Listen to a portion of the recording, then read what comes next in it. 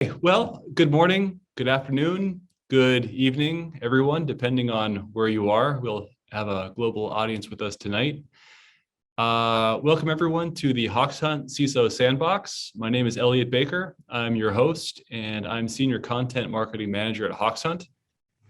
We are joined today, and I'm thrilled to have her join us today by Dr. Rebecca Wynn, who will be essentially talking to us about transformative leadership in information security.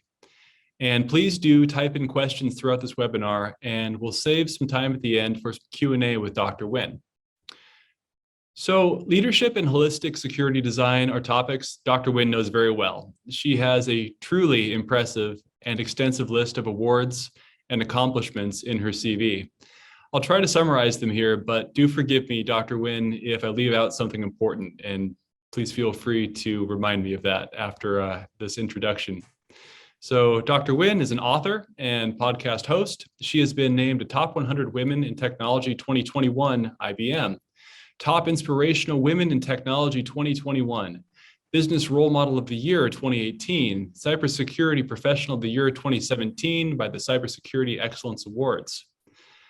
So Dr. Rebecca Wynn has been lauded as a polymath and a game changer who is 10 steps ahead in developing and enforcing cybersecurity and privacy best practices and policies. She has built and led information security teams at Fortune 100 companies, and while doing so, she has been credited as a big picture thinker who brings over 20 years of experience in information security, assurance, and technology. And my personal favorite, she's been called the Melissa McCarthy of cybersecurity storytelling. So Dr. Wynn, it's so great to have you here in the CISO Sandbox. I've been looking forward to this. Yeah, great to have you. I've been looking forward to this ever since our first get to know you chat went about an hour over the scheduled time. So how about we work our way into the topic of leadership with you, just by telling us about yourself and your journey to becoming a global CISO, CISO. No, thank you for having me on the show, and you can call me Rebecca. Most people call me Rebecca, but thank you for acknowledging that I do have a little bit of education underneath my belt. Well, my role and journey to being a chief and global chief information security officer has been one I think a lot of people can relate to, but you don't always hear it. This is my second career. I started off in financial services. Pretty much the reason I got started in financial services is after I got out of school with a double MBA, there was a glut in the market. People said, you've traveled around the world and you have a lot of experience that way, but not as much in corporate America. So it was kind of like one of those things where we kind of put you. And there was a person out here, I live in the Phoenix, Arizona, USA area. And a person out there said, hey, I have a couch. And I said, score. So I got out here because, hey, you need a roof over your head. And when I got into financial services, they were looking for people to sell insurance and financial plans and things along those lines. And they were guaranteeing a paycheck for at least 6 months. And so that's how I kind of got started that way. But over a period of time, kept leading me back more towards computers and things along those lines. And then I went back and got additional degrees in cybersecurity, and then started out as a senior analyst very quickly. You talked about being polymath. I'm also a mathlete, chem major, stuff like that. So I'm used to doing analysis work really quickly. I moved very quickly from being an information security analyst to being on the engineering side. I just do both very, very well. And then got into security architecture and just moved my way up that way organically. I think part of that, and having a double MBA as well, led me more into the business side as well. So I'm one of those people who are like, you're strategic, but you're technical, but you understand the words coming out of your mouth, but you also could jump on the system and show us what we're doing in databases or coding and things like that. And so I think early in my career where it seemed like, man, she does a lot of different things well, what is she going to concentrate on? I think that plays very well to me in my roles now. So no matter where you are in your career, no matter if you're changing careers, no matter if you're saying, hey, I'm in this niche that I don't think is really right, I think it's really important for you to follow your heart. And the one thing I like to remind people is that generally in your lifetime, you work about 90,000 hours in your lifetime. Life is just too short not to be doing what you love. And different things come in seasons. And so it's okay if you're going to go ahead and you're going to switch jobs to another profession or switch jobs to another area. It's okay. Follow your heart, because life is too short not to be doing what you love. Yeah, that's just great. It's really great to hear that. And the fact that information security for you has been some kind of a heart's desire type of career, I think is really inspiring to a lot of people. Talk about that a little bit, that you had a double MBA. And do you find that that was some kind of a advantage for you in your career as a CISO? Well, in a lot of ways right now, no, to be honest with you. I think one of the things that education does do for you, it allows you to go ahead and see things from different perspectives.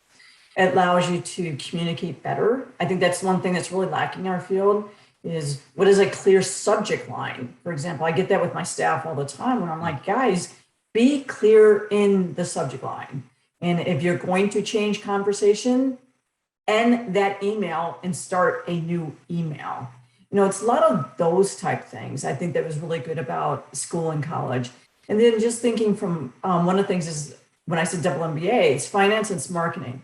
And so one of the things that's always allowed me to be a really good trust officer when I think about what am I doing from security, privacy, risk management, things along those lines that can help us better sell whatever services we're doing from a trust model to get more clients, to maintain clients. Because if data doesn't flow, none of us get paid.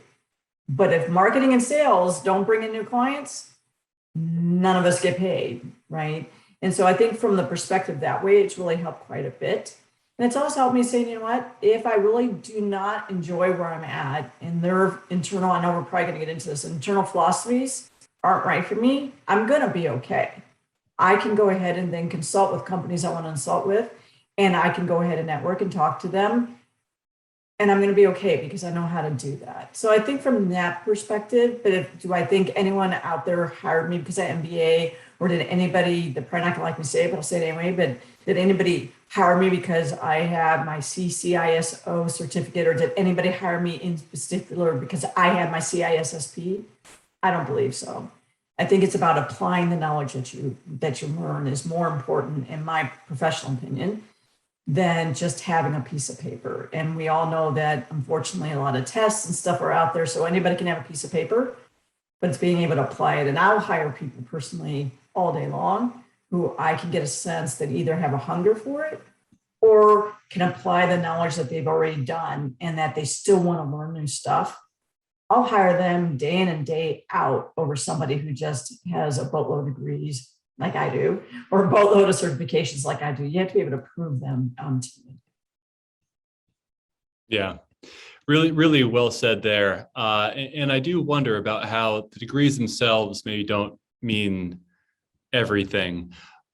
I wonder that since you have what I might call a non-traditional background to where you've come, I'm not sure if you'd agree with that, you've taken sort of a different path to there.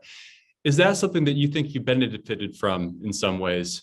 Having an ability to come at this and approach this in a different way and talk to different people in different ways?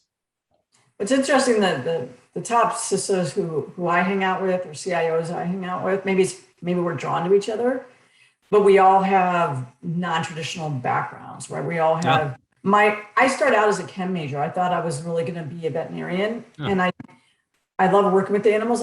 When they're in pain, I'm in tremendous pain. I just can't handle it as a person. And so I was a chem major for over 3 years. And then when I talked to my advisor, I'm like, I was doing this because then I was going to go to vet school, and I don't think I could do that anymore. He goes, well, you probably won't know what you want to do until probably you get out with your PhD. And I'm like, wait a minute. I've chosen to go to a school that has double major courses. So our undergrad was 5 years because it was a double undergrad. And I said, wait a minute, I got to do that. Then I got to do my master's. Then I got to do my PhD. So maybe in 6 years, I might know what I want to do. Mm-mm. So I switched over to art and design and photography. I like doing photography. So it's interesting. The reason I say that is because you'll see, I find it interesting when I look at job descriptions. You need to have a technology degree or liberal arts, right? They have that, and they're two different sets of the brain. But one of the things is I think they're trying to get people who are more holistic in their thinking and more balanced. I told you I play trombone.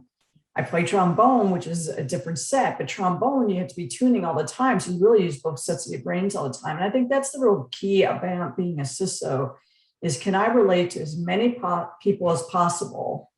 And can I try and understand their perspective as much as possible? And then obviously I have to be able to put that to budgets and hiring people and things along those lines. So I think that's the one thing is that they're trying to find out what is the best for us. And I think what they're finding is trying to find one person who could be the guru of every aspect. I think that's why a lot of us get frustrated and burned out right now, is because, we're almost like a ping pong ball. They're trying to pull us in so many directions simultaneously that even Elastic Man wouldn't be able to handle it. But that's what we're trying to do is because we have to relate to the technology staff. We need to relate to finance. We need to relate to HR. We need to relate very well to sales and marketing and operations. And there's so many different areas that we need to be able to get on the wavelength very quickly, that having those dispersed backgrounds assist you in that. Not saying that you can't have, I started out in cybersecurity and I got my master's in cybersecurity and I've only been in cybersecurity. But if you keep yourself only in that lane and you don't expose yourself in those other areas, I think you're going to get limited. And I think we've all talked to people who are that way in whatever professions, whether they're a doctor or whatever they are. And you're like, they can't even talk to me as a human being.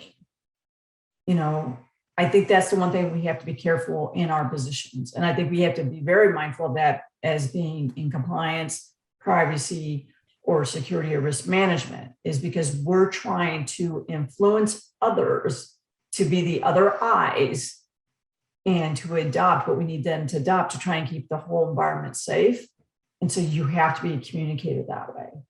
And so I think having those dispersed backgrounds, that's the reason why people are starting to gravitate to them, because you're used to being able to speak to people on different levels. So even if you come straight from a technology perspective, the more you can expose yourself to talking to people on different levels and different industries, the better you're going to do in this career, regardless where you want to personally end up in the career. Yeah, really important thing you just said there. And when we're talking about not being able to talk to someone as a human being, what are some of the risks about that in your profession? What if you can't relate? If someone's completely focused on just the security, and maybe even some specific grain of that security, what can happen there between you and management, or you and the other your coworkers, your colleagues, your employees? Well, I think, and one of the examples is, and I'm going to reframe it a little bit. I think part of it is if I'm only going to stay in my lane and I'm only going to stay in my silo and I'm only going to worry about myself. I think a classic case of where that happened, if you haven't read the United States House of Representatives or United States Senate, their debrief on what happened at Equifax, I think that's a classic case and example. When you saw different people, reason why they went ahead and took the fall for that event. One of the things that stuck up to me is there was an email about the vulnerabilities. And the email went out to, I'm going to be slightly wrong here, but pretty close, about 486 different people got that email.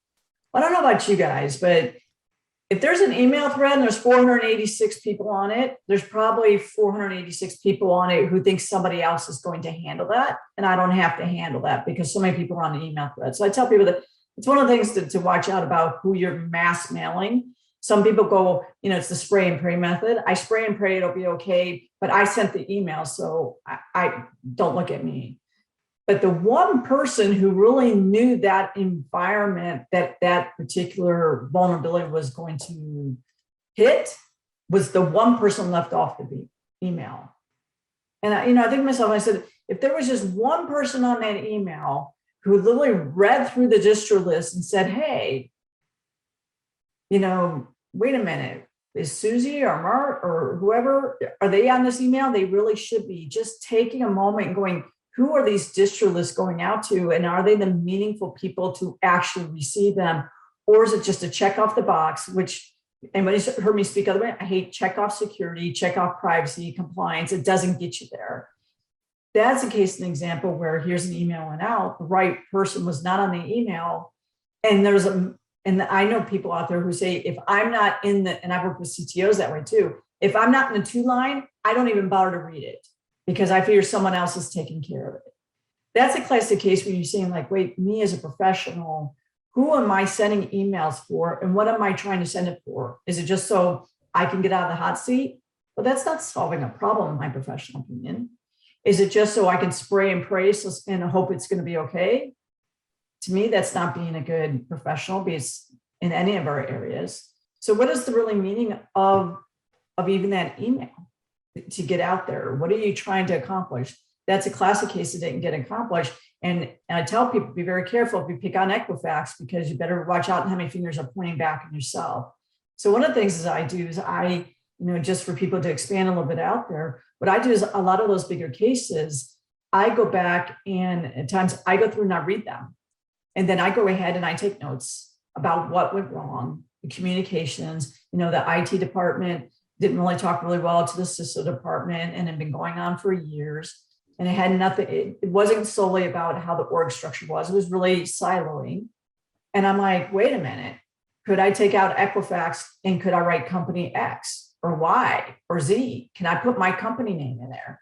Because one thing that you'll see over and over again is if your company has a similar attack, a similar vulnerability causes a breach, people are going to point back and go, didn't you ever learn those lessons? And we saw that. I'll say it was around 8 months later, maybe slightly wrong on that time, but pretty close. Capital One had a breach. And one of the things that came out was like, did they learn nothing from that Equifax breach that came out? And so that's one thing I tell people, don't only look at breaches for the breaches themselves, but look at how communications was broken and where it was broken. And is your group doing the same thing? And what good lessons can you learn to try and make sure that that kind of communication breakdown doesn't happen? Because the bad guys just have to be, they just have to win once. We got to win all the time. And so it's just a matter of when, not if. But can we go ahead and take those good lessons and try to go ahead and shore up our defenses? I think even when those events occur, we'll be able to get out of them quicker. One, because we'll know who those other parties are we should be talking to. And the second part is because we build up a good repertoire with them that they can report to us, we can report to them, and we can get through it quicker. Because that's the one thing when you get attacked anymore, it's not only about the attack, but it's about how quickly were you proactive on trying to stop the bleeding, and how quickly were you to communicate to others what you're doing, and did you go ahead and build that trust that you were trying to do the right thing and recover as quickly as possible. That whole journey is what's really important. So that's the one thing I really like people to concentrate on too, is look at things like Equifax, Target, and there's many different opportunities around the world to look at those attacks, but see what was going on among the people within the company and try to fix that yourself as well internally to your company. I hope that answered your question, but I want people to think a little bit bigger and holistically and look at good examples out there, how they can apply it to not only themselves and their communication and how they do with the teams, but how they can go ahead and make their company better by hopefully not repeating the same communication breakdowns other companies have had. Oh yeah, that really resonates, and I think Equifax still, I'm not sure if you agree, it still might be considered the worst breach in U.S. history. It was at the time. I'm not sure if that's still. It's been a pretty rough year this year with some of the breaches that have been happening. But what you're describing there, I think, is so important, and I would love to hear you just tell some of the stories that you've personally experienced where you were able to identify the stakeholders and establish some kind of a communication, some kind of a relationship with them. How do you do that? How do you, when you're in this place where traditionally people think that you're kind of a scary person because you're in charge of security and you're a technical person. Those are two scary things, technical and security. How do you build those bridges and talk to people and find the right people to talk to and be able to have that nice, strong communication and dialogue with them? Well, I'll tell you, I've had major faux pas as well too. And I think that's important for people to know too. I wish I walked on water. I wish I came in on a silver lining cloud, but that doesn't happen. So I think it's important that people hear about epic failures as well too. And I had one in 2020. I would say it was an epic failure that then was like, oh, she was right. And so I'm going to tell that story because those of you who are like, I keep trying to do the right thing over and over again, and I keep getting knocked down. Part of it's just getting back up. It's being the man in the arena. If you haven't heard of Brene Brown, she talks about that quite a bit. about that way. I'm in the arena every single day. I'm going to get back up every single day. I have a flat forehead and flat nose. That's what I tell people. It's School of Hard Knocks. But I think part of it is just keep being present and keep going ahead and keep showing up. Every day keep showing up. And over a period of time, the right people should trust you, or you might be in the wrong company and you have to bail out. And it's not a secret if you take a look at my resume that I bailed out recently as well too. But one of the things is 2020, when you're looking about, a lot of us had to rush people home really quickly, and I'm dealing with global countries around the world. I'm thinking call center operations, and we're talking about finance and realtors and everybody else, not realtors, but people like Target and stuff along those lines, that we're trying to go ahead and help them keep up. And, companies have never been holistic that way. And we need leaders. So part of it's stepping up. And yeah, I can do that. One of the things I did is I looked not only about from the human perspective, I don't like fear, uncertainty, and doubt on my team. So as much as possible, I go ahead and make sure that people have an open communication on my team, because I don't work well with fear, uncertainty, and doubt. I don't think people work well with fear, uncertainty, and doubt. And I don't think people work well for you if they're always thinking that you're out to get them. You should be, the quarterback. You should be the champion of your team at all points in time, and they should be able to tell you what's going on the field. And so then you can go ahead and you can help them. So that's one thing is I tell you, when you talk about communication, your team needs to know that they can trust you, and you need to know that you can trust them. And when communication breaks down internally, or when you go ahead and you feel that maybe you were short with somebody, or if you went ahead and you didn't live up to what you're supposed to live up, I think you need to own it. And I don't think enough executives out there, to be honest with you, own it.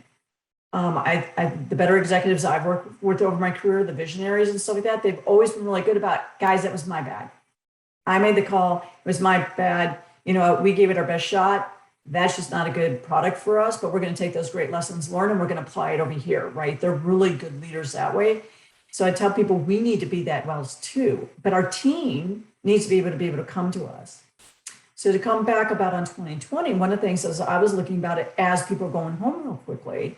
It was not only about, I had people jumping on buses, whatever, leaving cities really quickly, grabbing their desktops and their laptops and just grabbing equipment and going. So you're talking about IT asset management. You're talking about now you got 10,000, 5,000, wherever you are in the world, 20,000 satellite offices to deal with.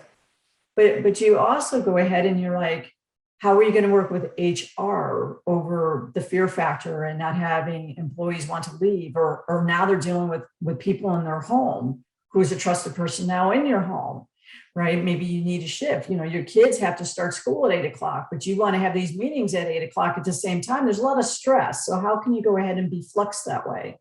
So working with them. When you look about finance, you got procurement.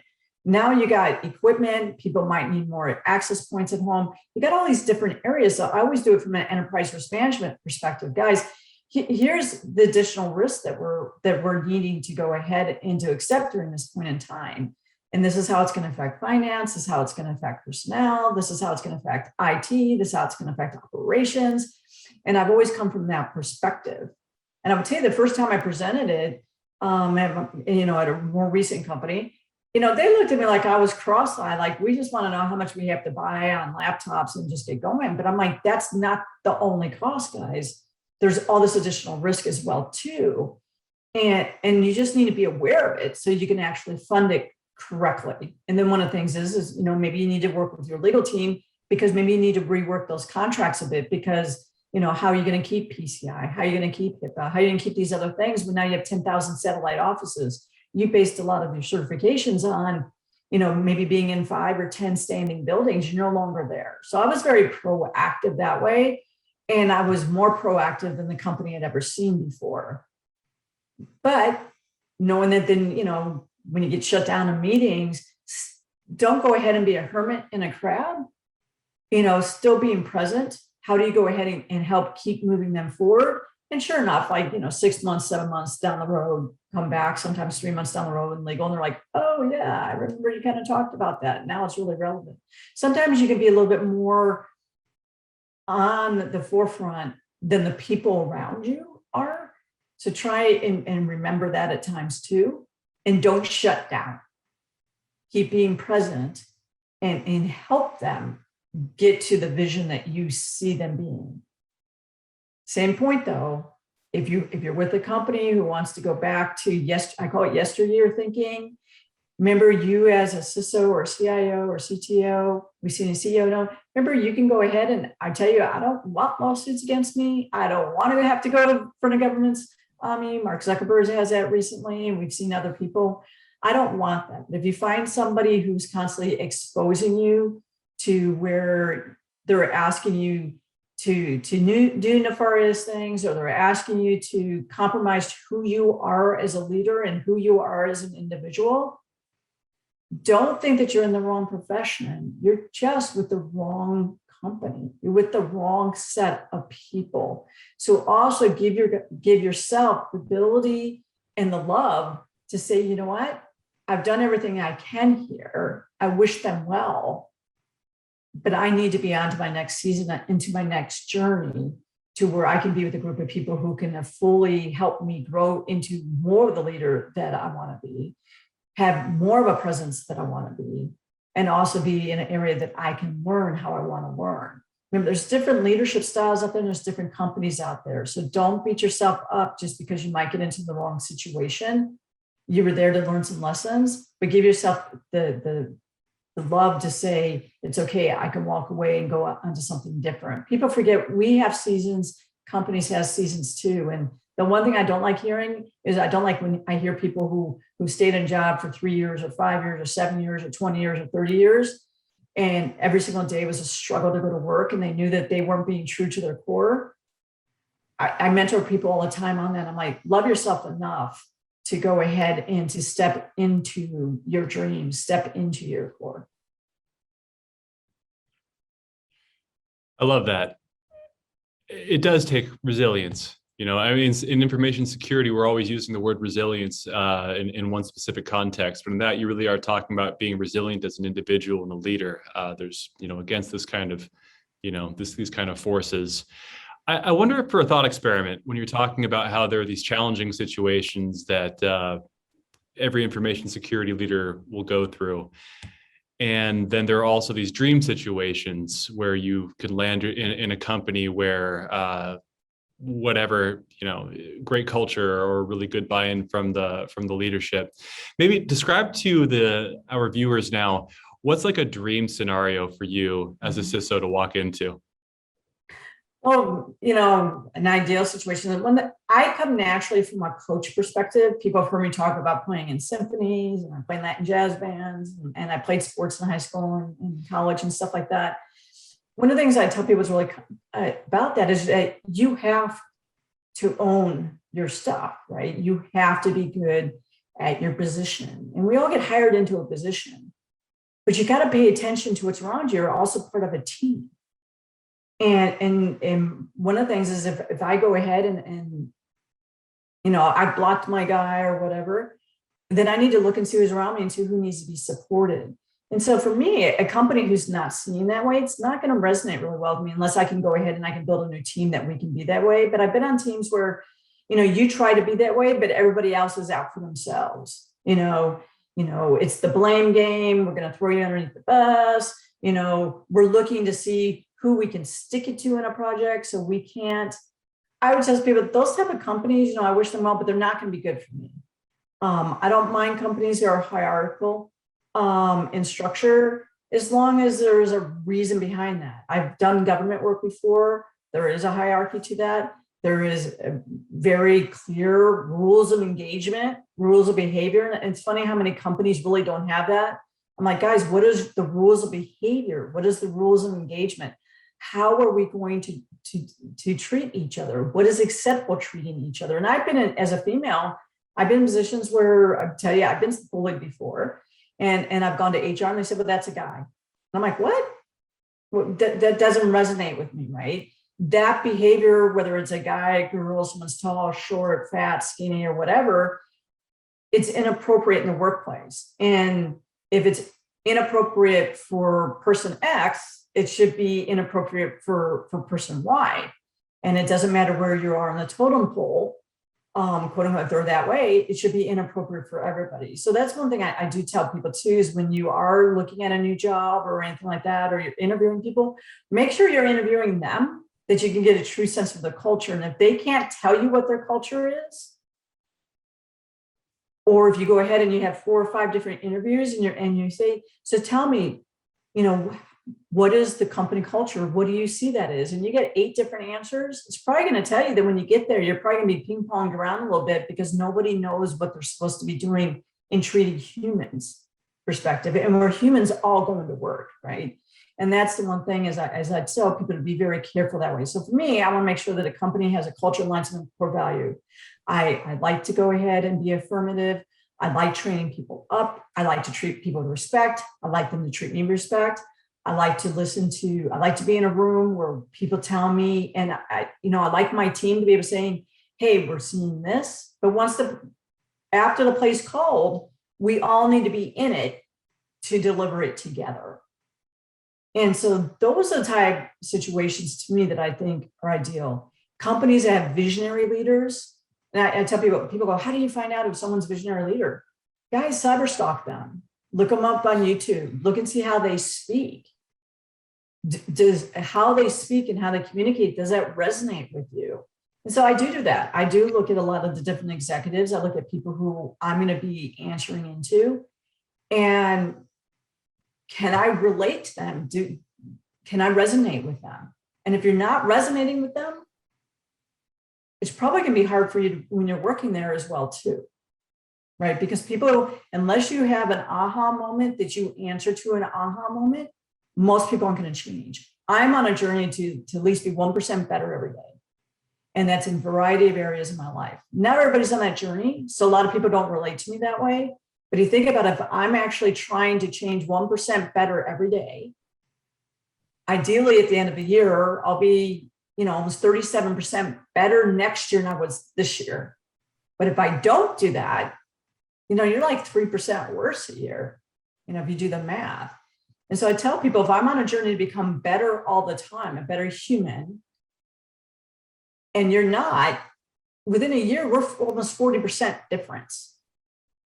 And that gap is going to become bigger and bigger and bigger, bigger, bigger. We're just on 2 different journeys. You're going to the left or south. I'm going north. So I also try to go ahead and get with people who are like, know better, do better. Oh, if you tell me, hey, I wouldn't have done it that way. How would you have done it? How would have been more effective in my communication? What should I have changed in my presentation to be more effective? And if you just come back and say, I just wouldn't have done it that way, that's not helpful. It's not helpful at all. So I look for people who can hey, let me help you. You can help me. Can you preview my presentation? Do you see something I should change? Oh, that coloring, it doesn't match the corporate coloring. You need to change it to this template. Great, thank you. I look for those kind of collaborative environments that I win, you win, we all win type thing. And so I try to encourage people, as I mentioned, be more of that holistic heart. And I'll also lead you to companies who are going to be that way. Yeah, there was 2 things in there, especially I really want to come back to both. You referenced basically teamwork, and the absence of teamwork kind of being the difference between good and bad as far as the situation for you as a leader in an information security team. And then you also referenced the topic of inclusion, and I want to come back to those both.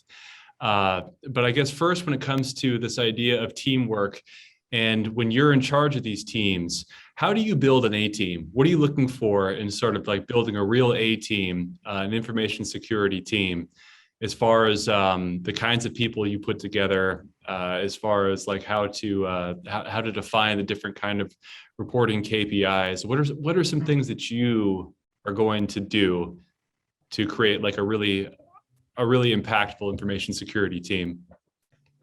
I try my best, and I'll be honest out there, I've gotten burned by people too. I've had more faith in certain individuals that I've brought onto companies and gave them leadership capabilities and stuff like that, who, were the first people to, unfortunately, think about themselves more than me as part of the team. So I want to let people out there in that situation, I've had it as well too. But one thing I do is interesting. I've actually been able to, at times, go ahead and have conversations with people and then realize that the roles that they were in wasn't their passion right now. So one of the things is I tell people, it's kind of like the 9 cubes. I like to go ahead and I talk to each one of my people when I go into a new situation. And I like to go ahead and see, what they like about the role, what they don't like the role, what's on their heart and on their soul. Because one of the things is, I've talked to HRs about this as well too, and HRs is being plural companies, is you hire a person into the role. And if people were on the journey to grow and learn, they might have grown out of the role or their love might have changed. And if you kind of stay in tune with that, you can have a better shot of not losing great people to other companies because now they're following their true love instead of giving the opportunity to find their true love where they are. And maybe you cannot go ahead and switch them out 100% out of the role that you are, but maybe you can go ahead and give them a day or 4 hours, or you can give them some time on some other projects that'll keep them energized, still getting that core work done. So one of the things I tell people, really kind of pay attention a little bit that way on your people. But one of the things I've also done too is I've looked throughout the company and who has attention to detail, who communicates well, who do I go ahead and see who people react really well when they speak. And what I've done, if I couldn't pull them on my team, I partnered with them. So one of the cases was that there was a person who, in one of the companies, was a healthcare company I was working for, and there was a person who would always be in the training of like nurses and things like that when they came on, always the coordinating facilitator around those lines. I wanted to bring that person over my team as an analyst because I really needed that in our training area, but I couldn't pull them away from their prior position. A lot of companies you got to have the other person. It's almost like on a team, if you're going to trade them within sports, you got to get the other person to sign off. But what I did is then I arranged, can I go ahead and borrow this person 4 hours out of every month to be part of my training team when we're doing our training every month? What that allowed me to do is it allowed me to have another person on the other side of the building who was then energized about this training, who would also really talk it up and be involved. So it gave me another influencer. So almost like when you talk about your social profile, sometimes you have to find out who those other influencers are. I found that in receptionists. I found that in administrative assistants, where I found at times where they actually were really good at details and things like that, but they liked the cybersecurity. They wanted to get involved a lot more. And so I've been able to bring a lot of those type of people on my teams. Maybe they're not an engineer. There's a lot of things with governance and policies and procedures and communication and facilitating and stuff like that they super excel at and they're energized about. And if I couldn't bring them on full time, can I go ahead and have them as some sort of fractional? And can I take that as part of my budget? Because a lot of times sometimes those people do have downtime. Maybe it's 2 hours a week, 4 hours a week, or 6 hours a week. And then I go ahead and say, hey, I'll take that under my budget, frees up a little bit your budget, do some other things along those lines. So I look to see about partnering in those ways. But getting back to the other thing, when I go ahead and interview people and things like that, I interview them kind of how we're talking here. I tell people, I'm not going to ask you what port 22 is. I'm not going to ask you all that kind of stuff. One of the things is if you don't know what port 22 and 21, 23 and 3389, if you know what those are, I can train you what those are. But I can't train you to have attention to detail, speak to people well, and communicate well. Those I can't. And if you cannot communicate with me what the issue is, it makes it tough for me to be able to go act on it. So in our field, I tell people all the time when I speak to universities and I speak to high schools, I said, you need to have strong communication skills. You need to know how to write an effective email. What is your topic sentence? What is your 3 key points? What are you trying to communicate? And you better be able to do that in 4 to 6 sentences at the most, because executives don't have time to read a dissertation. And then can you go ahead and can you put a PowerPoint presentation together? Can you work in Excel? Can you work in Word? Those competencies are really gone anymore. And so I always tell people coming up in career, they really need to concentrate on that. And that's what's going to resonate with someone quicker. Then I can go ahead and see what your other areas of your love, and I can get you trained on all the other stuff. We use a lot of AI, machine learning, things along those lines. But you have to then take what those computer systems are crunching, and you have to be able to communicate what's the so what. And that's what's the lacking on ours there. We have a lot of systems, but we don't have a lot of people who can tell me what the so what is. And so those are the key things that actually I look for in other people. And people say, you have a lot of cybersecurity jobs out there. That's the reason we have a lot of jobs out there. We might have a lot of people who have degrees and certifications, but they can't communicate that way. And so a lot of us have to look for other people who might have a strong interest now in coming into cybersecurity, who really have those other skill sets. So I tell people, if you want to secure your jobs in cybersecurity, work on those other areas along with the cybersecurity. And unfortunately, we're so much on getting technical skills that we forgot about the communication skills. Yeah. When you're trying to communicate with people, I wonder if it's something that you can help your team learn how to do better, or if it's something that they need to kind of bring into it when they get there. What have you found? Have you been able to help people actually communicate? If they're one of those 1% people who I want to do better today and I did yesterday, yes. But I would tell you there's a lot of people who no. And so one of the things is then you have to figure out how many positions do you have on your staff that they can go ahead and they can do, architecture, engineering, analyst work, where they can communicate their findings to you, but not communicate to the masses. So part of it is on them, but you only have so many positions out there. So I tell people, if you want to better serve yourself, work on your communication skills along with the analytical architecture, engineering, and you have a better shot to go ahead and fit in more positions, especially going forward into 2025, than you are if you just want to go ahead and, hide behind the keyboard. I think hiding behind the keyboard without being able to communicate what you're trying to get across, I think you're limiting your capabilities out there, especially going forward. So people ask me, how do you do that? Tell people, are you reading? Are you reading books about, how to go ahead and communicate better? Are you reading books about, attacks? Are you going ahead and you're saying, you know what, I'm really scared about talking to anybody whatsoever?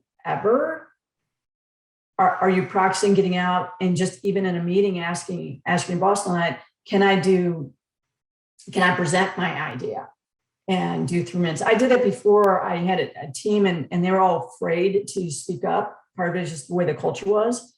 So, and I would tell you, for me in the audience, it was pretty painful, but it was impactful for them. What I did is there was like 12 people and I had every one of them had to go ahead and present. And I gave them forewarning and I gave them people to work with and coaching to work with. So again, I think that's the other thing about being a good leader. Don't set your people up to fail. And the presentations was to ourselves as well. But what are, 3 key wins that you had in the past 3 months? And what is something that you're looking forward to work for? And, you're going to have 90 seconds to 3 minutes to present yourself. But you get to share your love with everybody else on the team. And I'm like, I don't know how to put a slide together and I'm nervous on that. But guess what? There's 12 other people who are in the same boat and it's in a safe environment, right? It's a safe environment because we're here for each other and we're all going through this together. I think putting your team in those situations where it's a safe area, you're stretching and helping them grow is important. Same thing as on an email communication. Thank you for your communication. Here is a structure that let's agree as a team to use so we can be better communicators together. Let's work that out in our team together. And then let's go ahead and when we communicate with others, let's use that same structure, right? If they want a different structure, have them come to me and I'll work with them and then I'll help us together. So I think part of it is not like, I'm going to dump it on you and then you go figure it out. I think especially when you're talking about communications, you need to lead by example and help them. That's being a team, right? One with. And we do that as we learn sports, right? Someone doesn't just like start bouncing balls off your head, right? If you're doing football, right? But they do, how do you bounce the ball off your forehead? How do you do that? What does that look like? I'm always hard knocks, right? Let me show you and let me tell you. And then guess what? Now the ball's coming. Try it. If people want to learn how to speak together, I'll do one-on-ones like this. And then I said, and guess what? Now it's your turn and go. If I'm showing something new to someone on a computer system, I'll do virtual like this. I'll do it where they can watch me on the keyboard. And then it's like, boom, now you do it on the key. I'm your coach right there over your shoulder. It's okay. Then as you do it tomorrow on your own, I'm still going to be on the video with you. And guess what? When we do it the third day, you know what? I'm going to have you on my right screen. I usually have 3 screens. I'm here for you. Just ping me out. Hey, Rebecca, can you see, look at this? I'm here with you. I'm just doing my other work on my other screens, but I'm here. I think that's a good way to learn to people too. And people forget you can do that in a virtual world too. But, show, do, let them do, but be there with them through that. And then you need to, just like, the mother bird kind of pushes them out the nest. You can fly and I trust you. I'm still around, right? I'm still there for you. But I think that's one of the things that we need to remember how we learned when we were little. It was the same way. And we do that as we grow up as well too. So I think that's the type of things that I like to bring into people.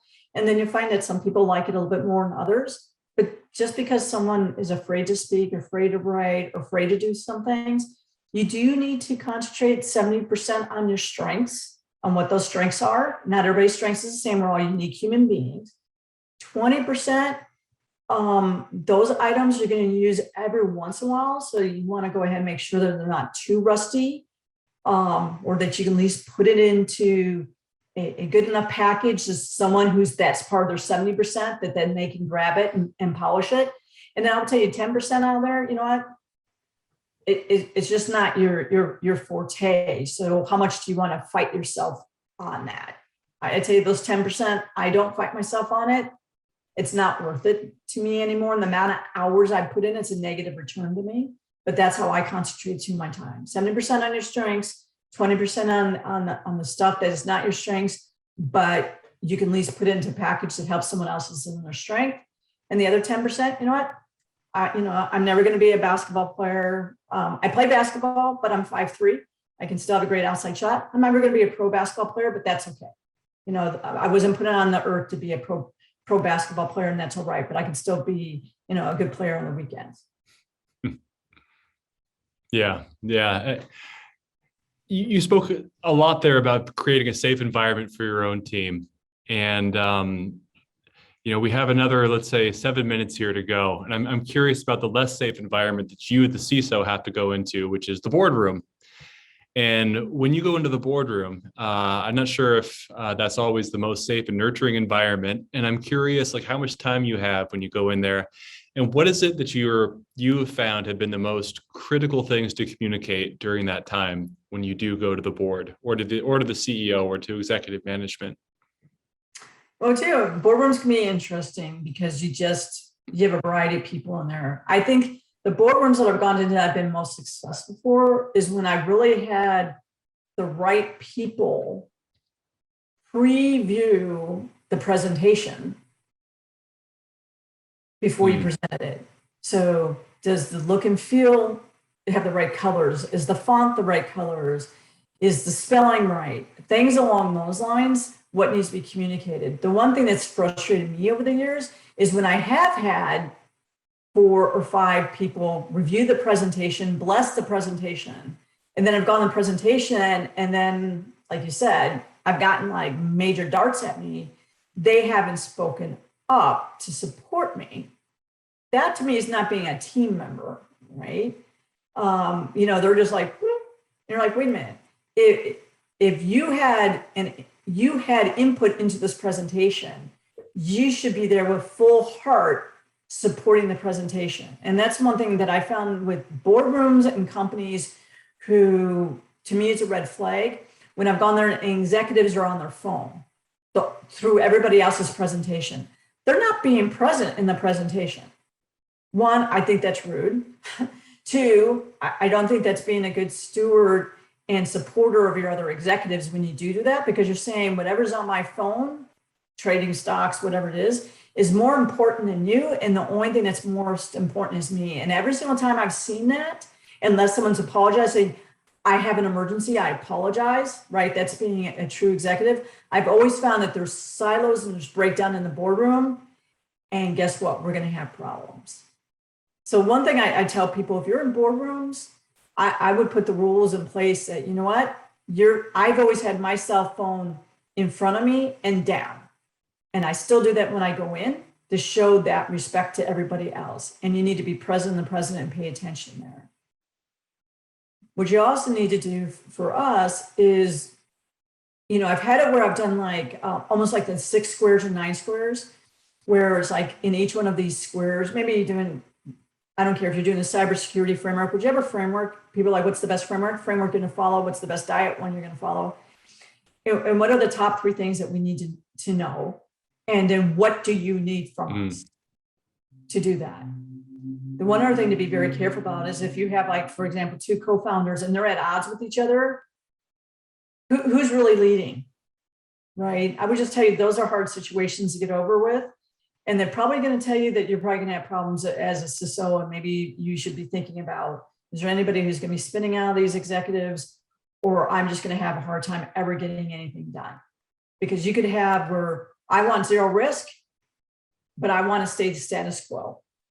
That is a no-win for you as a CISO.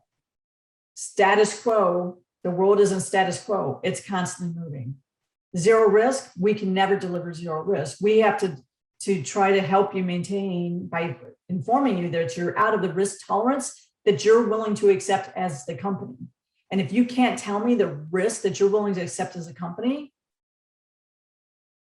how am I supposed to be able to win in that type of situation, right?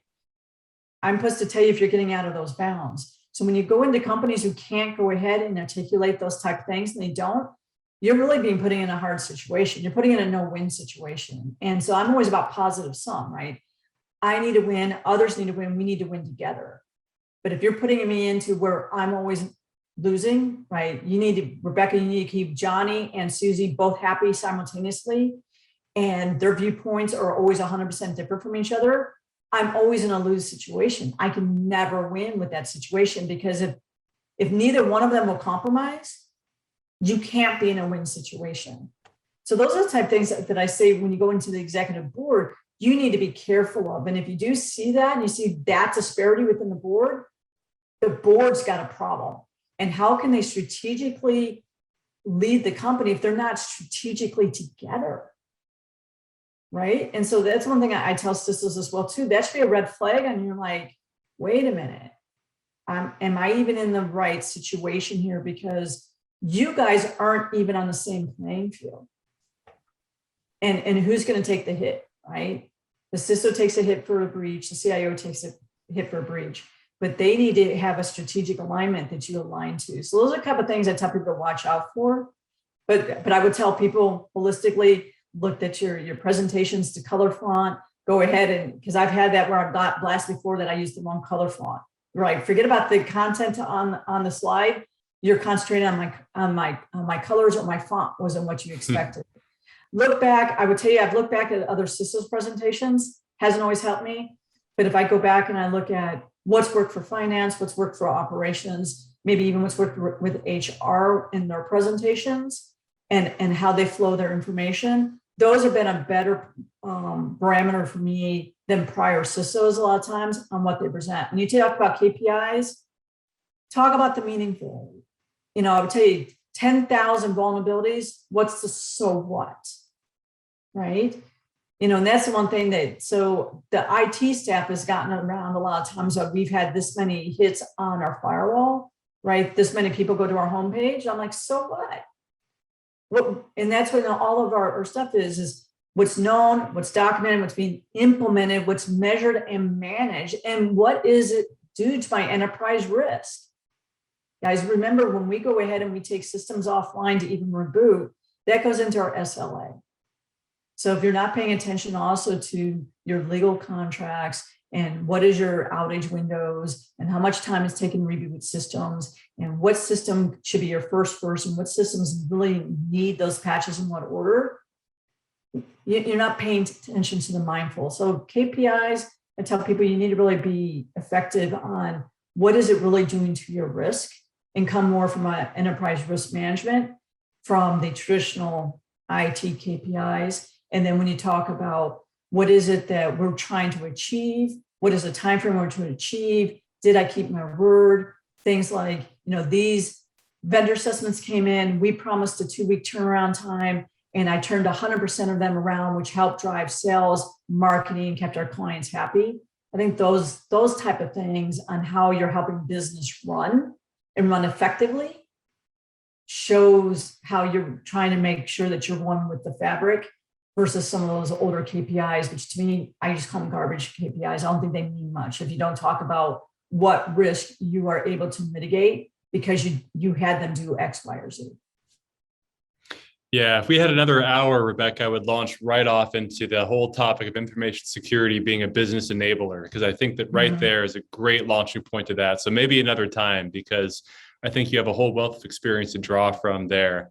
And but I really appreciate that as a final that final point there about how sometimes it can feel probably like you and the executive board are talking different languages, but I feel like risk assessment and that's a common language when you talk about kind of business in the enterprise risk management terminology there. Well, hey, this was wonderful. Is there anything? Did you have anything you wanted to leave off with here? We're out of time, but is there any final points here that we're missing? Yeah, just when we talk about resiliency, remember your own resiliency. Make sure that if you are not in a company that is allowing you to do the work you need to do, you're really not being resilient to yourself and resilient to your team. If you're not taking care of your health, if you're not working out, if you're not eating properly, if you're not getting rest, if you're not taking, time to recharge, you're not being resilient. And so when we talk about resiliency, remember you need to be resilient and you need to encourage your team to go ahead and be resilient. So remember to do that. I've had to do that in my career where 24/7 has always been 24/7. And you can lose yourself in working so much and not being resilient. But remember, business continuity starts with you. Boy, is that true. Yeah, that's a really great leaving off point. Well, Dr. Wynn, Rebecca, really appreciate it. Thank you so much for your time. And I wish you all the best. And I think that people got a lot out of this. I know I did. I'd love to be back anytime you guys would want me back. Great. Thank you so much. Okay, well, thank you, everybody, and have a great day. Have a great evening, wherever you are. Bye-bye.